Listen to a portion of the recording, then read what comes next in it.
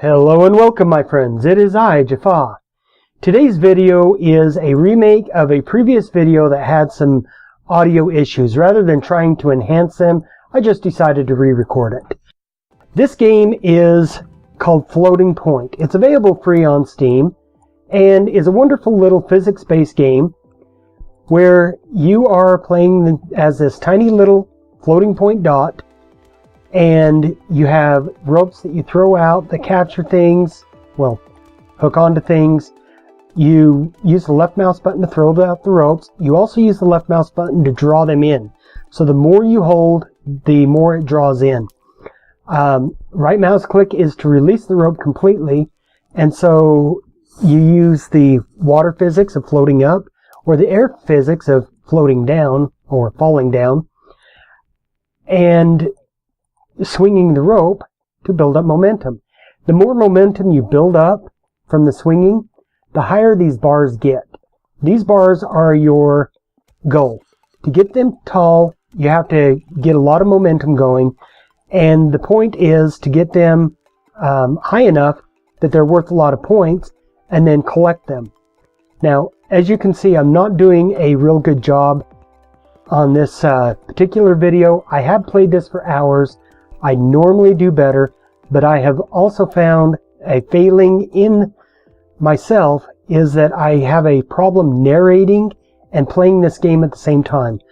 I blame it on my speech centers use the same part of my brain as calculating out physics. I don't know if that's true, but that's my story and I'll stick to it.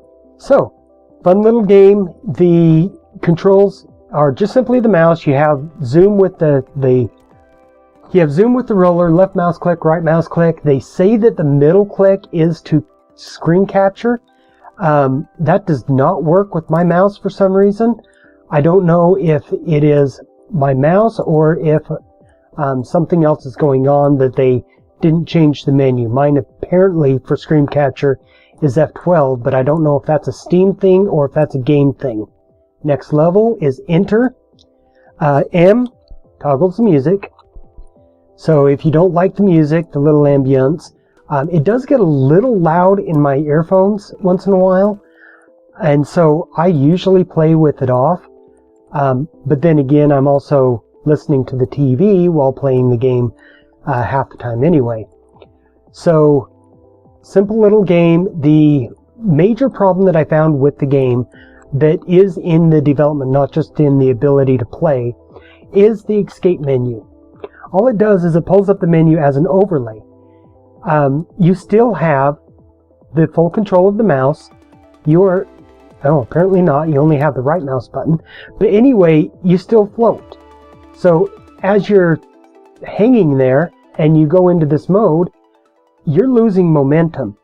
I mean, you can see the bars starting to go down already. Losing momentum just simply by being in this menu. I would have preferred even if it blanked out the screen, I would have preferred if it actually paused the game, because once in a while, when you're playing a game, especially a game with no literal end or no actual break between the levels, you have to go to the bathroom once in a while. Having a pause, an escape, is really important in my opinion. So that's one thing that I would do, one thing that I would change if I went to work for the development company. But that's been the only real problem that I have found with this game, is I want a pause button. But then again, life doesn't have a pause button. You have to learn how to deal with things without that pause button. So, catch-22. I understand both sides of the coin, but still, that's what I would add to the game. Other parts of the game, basically you can control how fast it pulls in, how fast it swings. You do not have a volume control in the menu, which again, that would be one other thing I would add. So there's two problems with the game in my opinion, but they are minor and incidental. There's ways around it. So basic incidental problems. Otherwise, this game is absolutely awesome. I love playing it. I originally saw it on Nerd Cubed. That is Dan Hardcastle's channel. He's a game reviewer, and he's a Brit with a really weird sense of humor. If you like strange British humor, you might want to go check out his channel. If you do not, well, still go check out his channel. He's a great guy. Okay, so yeah, go check out his channel. My channel, I'm going to do some co-op stuff. Not sure with who. I think my friend Dash is in between computers right now. And so my original plan was to do kind of a co-op with him, because we do play Minecraft on the PlayStation, but apparently you can't record PlayStation stuff. It's something to do with the licensing. So I was going to do Minecraft with him on the computer here, and apparently he's between computers, so that will have to wait. As far as other things, I do plan on having guest speakers. My wife Sam has a favorite game called Democracy. It's technically Democracy 3. I don't know if there was ever a Democracy 1 or 2, but I saw Democracy 3 on Dan Hardcastle's channel, and because he kept describing it as a political thing, I got it as a demo for my wife. Well, I paid for it. It wasn't just like demo software. I paid for it just to see if she would like it, and she absolutely loves it. I don't know how to play the game. I've tried. It's not something that I'm good at. She's the politico in the family, so when it comes to a how-to on that game, or even just video content while we're talking, if we use that video, it will be her playing it, not I. Other people that I would like to have co-star with, there is several people on different Minecraft servers that I would like to do Skype interviews with, or co-star interviews with. Good Boulderfist is probably the one that stands out in my mind the most, simply because he's been doing YouTube for a long time. He manages his own Minecraft server. It's actually called the Mindcrack.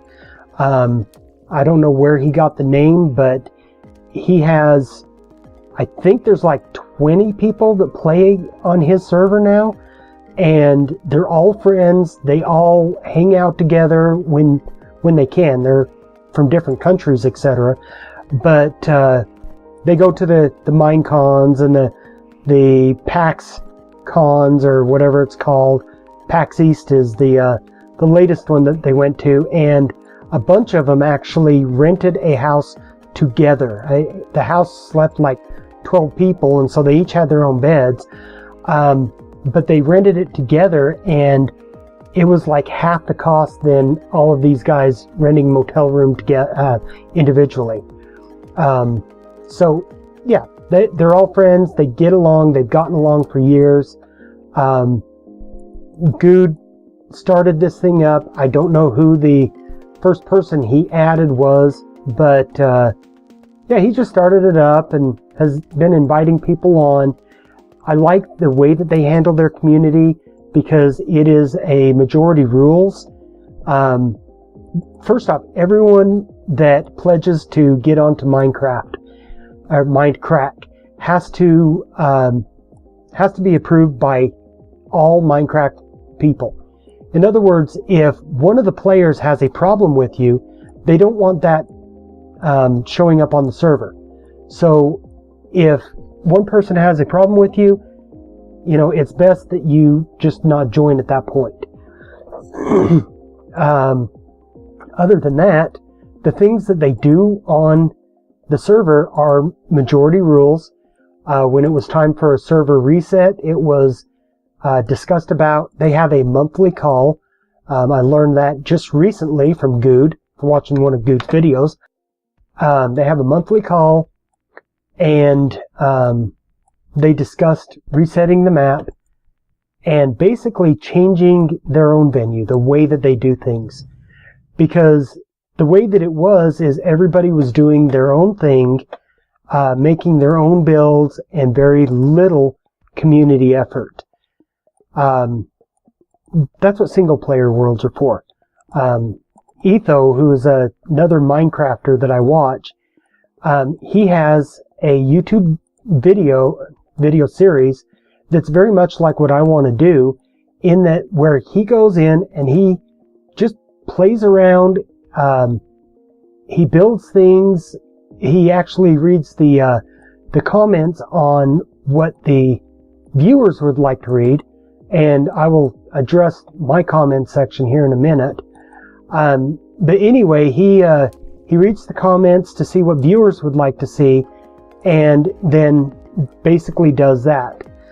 Now, as far as my comments, I do have comments off, but that is for a very particular reason. It's not that I don't want to hear from you guys. I actually do want to hear from you, and that's why I provided my email address. My comment section is off because there's a lot of people out there who use the comment section to bully other people. That is one of the things that I'm an advocate against. I do not like bullies whatsoever. If you have a comment to say, fine, say it, but say it to me. Email me, talk to me. Don't criticize somebody else's comment. You know, they may not understand what Minecraft is, and so when they ask a question about Minecraft, you have no right to say, oh, well, yeah, you're so stupid. You have no right to do that. And to protect, basically to protect people who are trying to legitimately get answers, etc. Yeah, I've decided just to use email rather than comments. Plus it protects the privacy. I know that you can make any name you want on the internet and have basically a pseudonym or a nom de plume, but that doesn't change the fact that you have that nom de plume. People know what you said and when you said it, and if they see you commenting on somebody else's video, they could harass you based on what you had said on my videos, or vice versa. If they see you on my video and they already didn't like you because somebody else's video, they can make comments and just be as rude as they want if the comment section is open. On email, however, when you address me directly, I'm the only person that will see it. Not even my family has the password to that email. So I'm the only person who will ever see the comment, and you won't have to worry about someone thinking that you're stupid or, you know, criticizing your legitimate question. Go ahead and email me. I have no problems with that. I do know that there are several YouTubers out there who are basically getting flack for having their comments off, saying that by having the comments off, the YouTuber is denying the people their freedom of speech.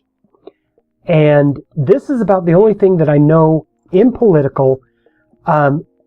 You don't really have a freedom of speech when it comes to having other views, other venues.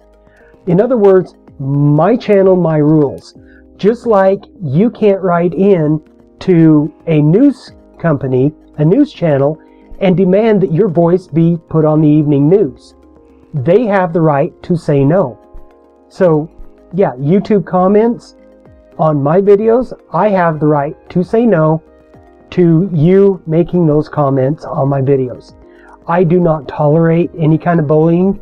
You know, if you're going to email me and try to bully me, I'll just ignore you because, you know, I don't tolerate it.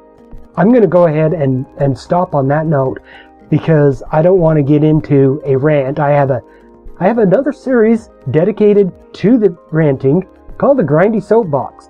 And guess what one of my topics is going to be? The Grindy Soapbox is not going to be for a while, maybe a week or two.